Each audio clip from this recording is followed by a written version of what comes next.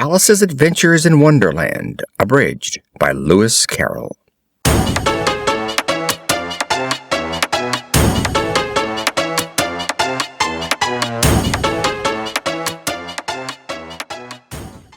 Chapter 2. The Pool of Tears. "Curiouser and curiouser!" cried Alice. She was so much surprised that for a moment she quite forgot how to speak good English. "Now I'm opening out like the largest telescope that ever was. Goodbye, feet. Oh, my poor little feet. I wonder who will put on your shoes and stockings for you now, dears. I shall be a great deal too far off to trouble myself about you." Just at this moment her head struck against the roof of the hall. In fact, she was now rather more than 9 feet high, and she at once took up the little golden key and hurried off to the garden door. Poor Alice! It was as much as she could do, lying down on one side, to look through into the garden with one eye, but to get through was more hopeless than ever. She sat down and began to cry again. She went on shedding gallons of tears, until there was a large pool all round her and reaching half down the hall. After a time she heard a little pattering of feet in the distance, and she hastily dried her eyes to see what was coming. It was the White Rabbit returning, splendidly dressed, with a pair of white kid gloves in one hand and a large fan in the other. He came trotting along in a great hurry, muttering to himself, "Oh, the Duchess, the Duchess! Oh, won't she be savage if I've kept her waiting?" When the rabbit came quite near her, Alice began, in a low, timid voice, "If you please, sir." The rabbit started violently, dropped the white kid gloves and the fan, and scurried away into the darkness as hard as he could. Alice took up the fan and gloves, and she kept fanning herself all the time she went on talking. "Dear, dear, how queer everything is today! And yesterday things went on just as usual. Was I the same when I got up this morning? But if I'm not the same, the next question is, who in the world am I? Ah, that's the great puzzle." As she said this, she looked down at her hands and was surprised to see that she had put on one of the rabbit's little white kid gloves while she was talking. "How can I have done that?" she thought. "I must be growing small again."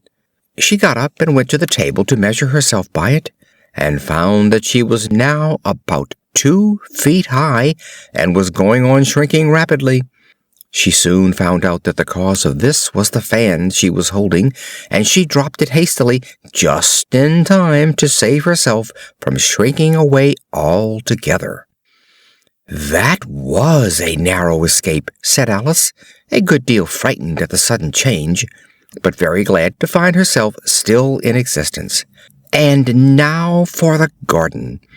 And she ran with all speed back to the little door, but alas, the little door was shut again, and the little golden key was lying on the glass table as before. "Things are worse than ever," thought the poor child, "for I never was so small as this before, never." As she said these words, her foot slipped, and in another moment, splash! She was up to her chin in salt water. Her first idea was that she had somehow fallen into the sea. However, she soon made out that she was in the pool of tears which she had wept when she was 9 feet high. Just then she heard something splashing about in the pool a little way off, and she swam nearer to see what it was. She soon made out that it was only a mouse that had slipped in like herself. "Would it be of any use now," thought Alice, "to speak to this mouse?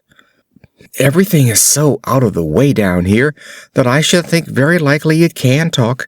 At any rate, there's no harm in trying."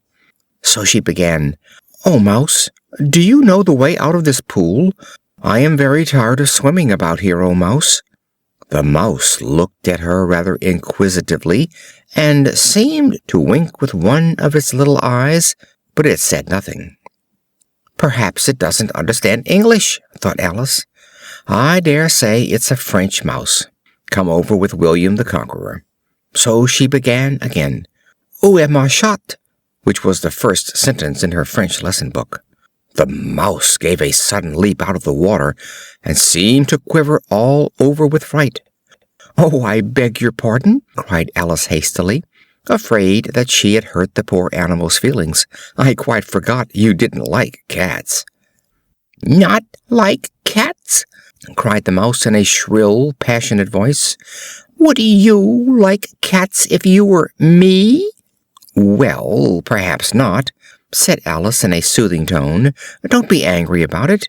And yet I wish I could show you our cat Dinah. I think you'd take a fancy to cats if only you could see her. She is such a dear, quiet thing."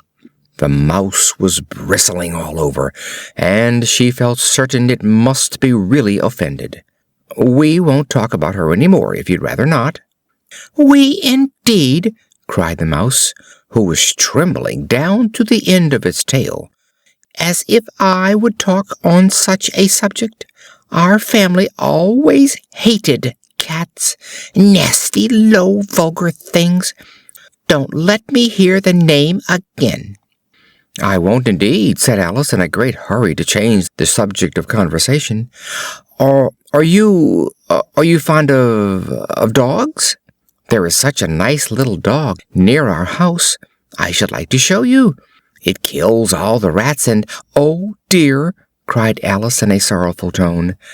"I'm afraid I've offended it again," for the mouse was swimming away from her as hard as it could go, and making quite a commotion in the pool as it went. So she called softly after it, "Mouse dear, do come back again, and we won't talk about cats or dogs either, if you don't like them." When the mouse heard this, it turned round and swam slowly back to her. Its face was quite pale, and it said in a low, trembling voice, "Let us get to the shore, and then I'll tell you my history, and you'll understand why it is I hate cats and dogs." It was high time to go, for the pool was getting quite crowded with the birds and animals that had fallen into it. There were a duck and a dodo, a lory and an eaglet, and several other curious creatures. Alice led the way, and the whole party swam to the shore. End of Chapter 2.